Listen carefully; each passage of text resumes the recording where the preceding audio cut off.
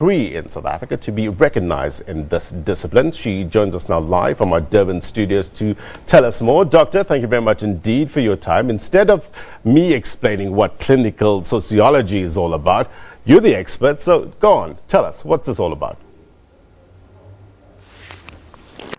Good morning, Blaine. A clinical sociologist is involved in applied work, and clinical sociologists work in different fields. I personally work in the area of education and learning. You have clinical sociologists working in the area of military, in whistleblowing, in marriage counseling, in the area of housing. It's about identifying social problems that exist in society, either at an individual level or at a group level, and coming up with a clinical model that helps alleviate the social problems or address the problem at an individual level. Yeah, you mentioned one of your focus areas is education. I want to go back to the basics. I mean, what are the factors that affect your ability to learn? I mean, this might sound like a question from left field, but are people, taught how to learn? That's a good question. We're actually not taught how to learn. But the three factors that play a very critical role in learning, in the process of learning, is our attention span, our learning style, how we input information into our brain, and how we output information onto exams, tests, conversations.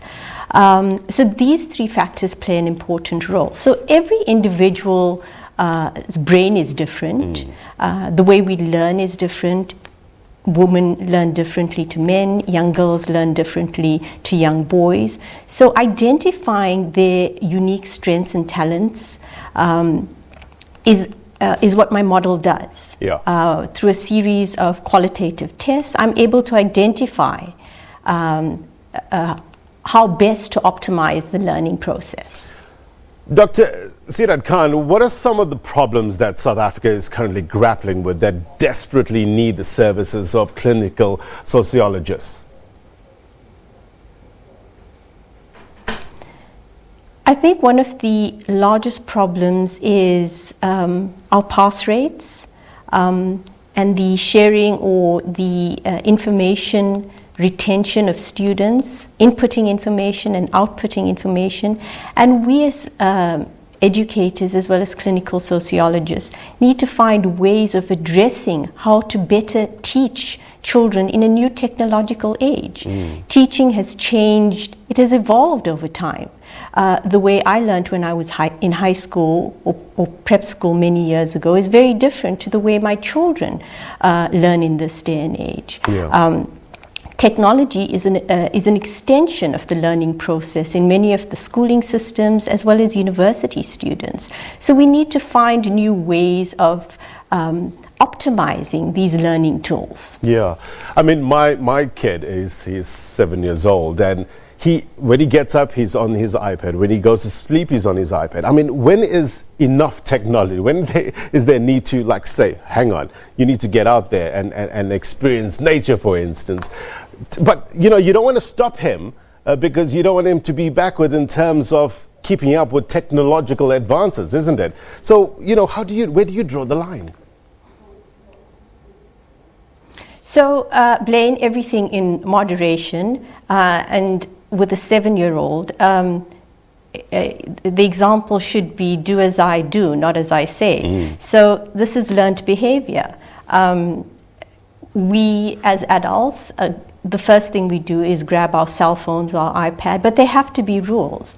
I think at 7 years old, there are lots of educational programs on the iPad, but also that has to be monitored because too much screen time is not very good. Yeah. Are all the learning tools that the school or the preschool is using, is it online? If so, there has to be a dedicated amount of time.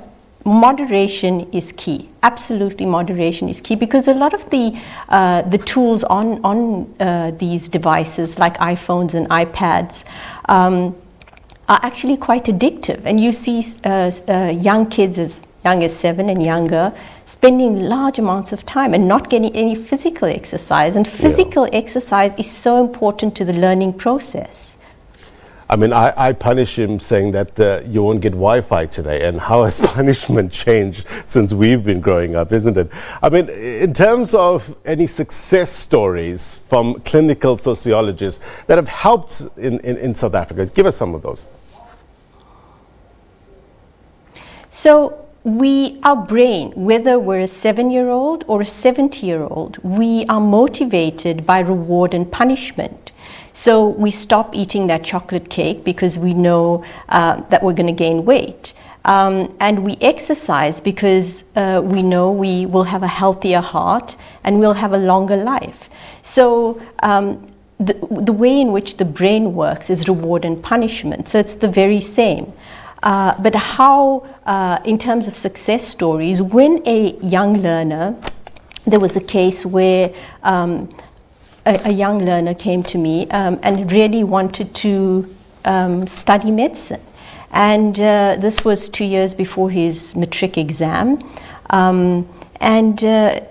We had identified that one of the problems was his weakness in understanding, or his foundation in mathematics. So as parents, we're very quick to access tutors and throw money after tuition and extra lessons. But it's like having a beautiful house with a weak foundation. So what we don't understand is if the foundation is weak, whether it is in math or physics or chemistry or English, whatever learning subject, unless we fix the foundation or where the challenge has arisen, we're not going to see any success. So when a child is in grade 10 or 11 and they begin having extra lessons, what we're doing is patchwork. So we're patching, we're looking for short-term solutions, but ideally we want to look at long-term solutions. So we have to go back and look at the factors that have affected learning. And what were those particular factors? Was it a bad experience in the classroom? Was it the child needed a simple thing like an eye test or a hearing test? So there's several factors, Blaine, but these are some of the factors that I've identified and have helped students move forward and achieve their academic excellence. It's an extremely interesting field, and thank you very much indeed, Doctor, for coming in and telling us more about it. That was clinical sociologist Dr. Mariam Seedat-Khan from UKZN and SMART. Thank you very much indeed for your time. Let's take a quick break.